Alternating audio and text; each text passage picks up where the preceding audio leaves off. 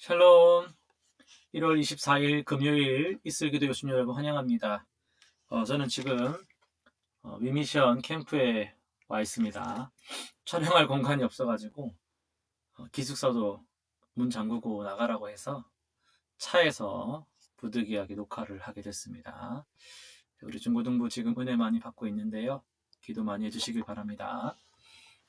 암송하고 우리 시작하도록 하겠습니다. 에베소서 6장 18절입니다. 시작. 모든 기도와 간구를 하되 항상 성령 안에서 기도하고 이를 위하여 깨어 구하기를 항상 힘쓰며 여러 성도를 위하여 구하라. 아멘. 한 번 더 하겠습니다. 모든 기도와 간구를 하되 항상 성령 안에서 기도하고 이를 위하여 깨어 구하기를 항상 힘쓰며 여러 성도를 위하여 구하라. 아멘. 오늘 우리가 살펴볼 말씀은 창세기 25장, 마태복음 24장, 에스더 1장, 사도행전 24장이 되겠습니다. 이 네 본문을 종말이라는 주제로 살펴보도록 하겠습니다. 창세기 25장은요, 개인의 생애 마감을 다루고 있습니다. 아브라함이 향년 175세에 기운이 다하여 죽어 자기 열조에게로 돌아가매 라고 8절에서 말씀했죠. 그의 죽음은 충분히 살았다라는 히브리어 표현이 사용될 만큼 참 복된 종말이었습니다. 이스마엘도 137세로 자기 백성에게로 돌아갔다 이렇게 기록되어 있습니다. 마태복음 24장으로 가면요, 예수님께서 세상 끝과 재림에 대해서 가장 상세하게 가르치신 부분이 나왔죠. 성전 파괴, 거짓 그리스도의 출현, 전쟁과 기근, 박해와 배교 등 구체적인 징조들을 말씀하시면서도 깨어있음의 중요성을 무엇보다 강조를 하셨습니다. 에스더 1장으로 가보면은 와스디 왕 후의 개인적 종말을 보여줍니다. 왕의 요청을 거절한 한 순간의 선택이 그녀의 삶의 결정적 전환점이 되었죠. 이는 개인의 종말이 반드시 죽음만을 의미하지 않는다라는 것을 보여줍니다. 사도행전 24장은 바울이 벨리스 총독 앞에서 의와 절제와 장차오는 심판을 증거합니다. 자신의 재판 자리에서도 재림과 심판의 메시지를 전한 바울의 담대함이 돋보이죠. 오늘 우리는 마태복음 본문을 좀 더 살펴볼 텐데요.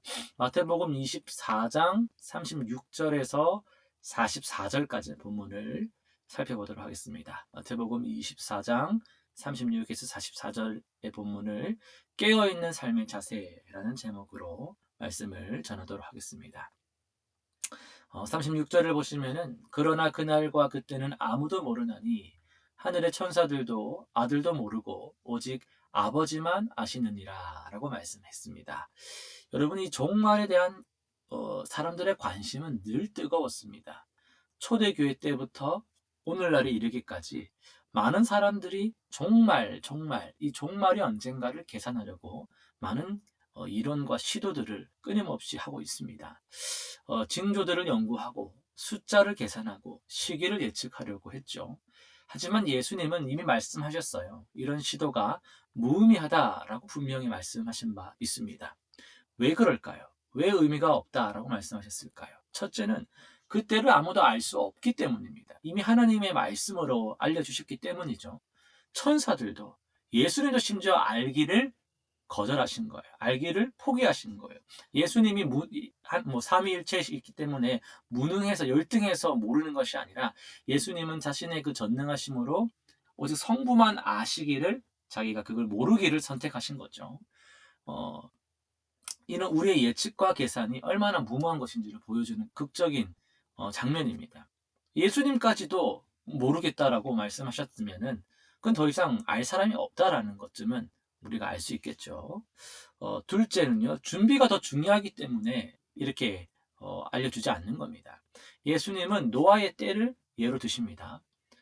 38, 39절 보시면 홍수전에 노아가 방주에 들어가던 날까지 사람들이 먹고 마시고 장가들고 시집가고 있으면서 홍수가 나서 저희를 다 멸하기까지 깨닫지 못하였으니 이렇게 말씀하고 있습니다. 여기서 중요한 점이 있는데요. 예수님은 사람들이 먹고 마시고 결혼한 것을 비난한 게 아닙니다. 이건 정상적인 일이에요. 결혼하셔야 되죠. 먹고 마실 수 있습니다. 문제는 그들의 영적 무감각, 영적 무지함이었습니다. 노아가 방주를 지으면서 경고를 했지만 아무도 그 경고의 의미를 깨닫지 못하는 무감각, 무지의 삶을 산 것이 그들에게는 문제였던 것이죠. 이어서 예수님은 더 충격적인 비유를 드십니다. 40절에 보시면 그때에 두 사람이 밭에 있음에 한 사람은 데려가고 한 사람은 버려둠을 당할 것이요 라고 말씀합니다. 겉으로는 똑같은 상황에 있는 사람들입니다. 같은 밭에서 일하고 같은 맷돌을 갈고 있습니다. 하지만 한 사람은 준비되어 있고 다른 한 사람은 준비되지 않았습니다. 우리의 일상도 마찬가지죠. 같은 교회에 다니고 같은 찬양을 부르고 같은 말씀을 듣지만 우리의 내면은 어떻느냐라는 거죠. 진정으로 난 깨어 있는지 아니면 그저 오늘도 그냥 예배를 왔다가 가고 성경책을 폈다가 덮고 반복만 하고 있는 것은 아닌지. 마지막으로 도둑의 비유가 나왔습니다. 너희도 아는 바니 43절입니다. 집주인이 도둑이 어느 시각에 올 줄 알았더라면 깨어 있어 라고 말씀하죠. 도둑은요 절대 미리 알리고 오는 바가 없습니다. 네, 도둑은 그러면 도둑이 아니죠. 가장 방심한 순간 그때를 도둑은 노리는 겁니다. 그러면 우리는 어떻게 깨어 있어야 할까요? 첫 번째는 일상 속에 깨어 있어야 합니다. 중요한 것은요 특별한 것이 아니다라는 거예요. 매일매일의 삶 속에서 주님을 향한 마음을 잃지 않고 계속 그분의 통치 속에 거하는 것. 밥을 먹을 때에도 일용할 양식을 구하는 그 기도 속에 하나님의 통치를 구하면서 일을 할 때에도 범사에 감사하면서 쉴 때에도 기도하는 그 마음으로 주님을 의식하면서 매 순간 무시로 계속 주님을 의지하며 살아가는 그런 일상 속에 깨어 있음이 가장 중요합니다. 또 둘째는요. 내면에 깨어 있음입니다. 외적인 종교 생활이 아니라 내면의 준비가 필요한 거죠. 걸어서 예배당 오는 것도 중요하지만 그 걸어서 오기 이전에 예배를 기다리고 기대하고 준비하는 그런 내면에 깨어 있음이 더 중요하다라는 겁니다. 두 사람이 밭에 있다가 여러분 겉으로는 두 사람이 똑같아 보입니다. 겉으로는 예배당 앉아 있는 사람들이 다 똑같아 보인단 말이죠. 그러나 그 사람 한 사람의 마음가짐, 내면은 다를 수 있다라는 거예요. 여러분의 마음의 상태는 어떠하냐라는 것이죠. 세 번째는 실천적인 깨어있음입니다. 노아는 방주를 지었습니다. 방주를 지을까라고 생각한 게 아니라 행동으로 옮겼습니다. 말씀을 듣고 실천한 겁니다. 우리의 깨어있음도 구체적인 행동으로 나타나야만 합니다. 이웃 사랑을 입으로만 하는 것이 아니라 실제적인 구제로, 실천으로, 사랑으로, 선교로 나아가야 하는 것이죠. 실천사항 세 가지 정리해 보겠습니다. 첫 번째는요. 오늘 아침에 오늘이 마지막 날이란 마음으로 하루를 시작해 보십시오. 오늘이 정말 하루가 마지막 날이라면 무엇을 가장 먼저 해야 되겠까? 무엇에 내가 시간을 더 쏟아야 될까? 무엇을 할 필요가 없을까? 우선순위에 새로운 발견이 생길 겁니다. 두 번째, 일상의 매 순간 주님의 임재를 의식하는 훈련. 계속 주님, 주여, 주여 부르면서 매 순간 걸을 때도 편의점을 갈 때에도 엘리베이터를 타고 가만히 있을 때에도 멍하게 뻘쭘하게 있는 게 아니라 마음속으로 주여 주여 인도해달라고 기도하면서 그런 잠깐 매 순간을 주님을 의식하는 주님의 임재를 구하는 기도로 나아가 보십시오. 세 번째입니다. 말씀을 들었다면 오늘 이 말씀을 들을 때 깨달음이 있었다면 즉시 실천할 한 가지를 정하셔서 이제는 듣고 행하는 그 훈련을 시작해 보시기를 바랍니다. 기도 제목 세 가지를 정해 보겠습니다. 첫 번째, 영적 무감각에서 깨어나도록. 여러분 이 기도가 왜 중요하냐면요. 이 기도를 안 하면요. 자기가 깨어 있는지 안 깨어 있는지 몰라요. 영적 무감각이라는 게 그 사람들이 모르는 거거든요. 난 영적 무감각해 하면서 하는 사람 없어요. 다 깨어 있다라고 생각하는데 그 중에 안 깨어 있는 사람이 있다라는 거예요. 그러니까 안 깨어 있는 거를 어떻게 알 수 있냐? 기도를 할 때 깨닫는 겁니다.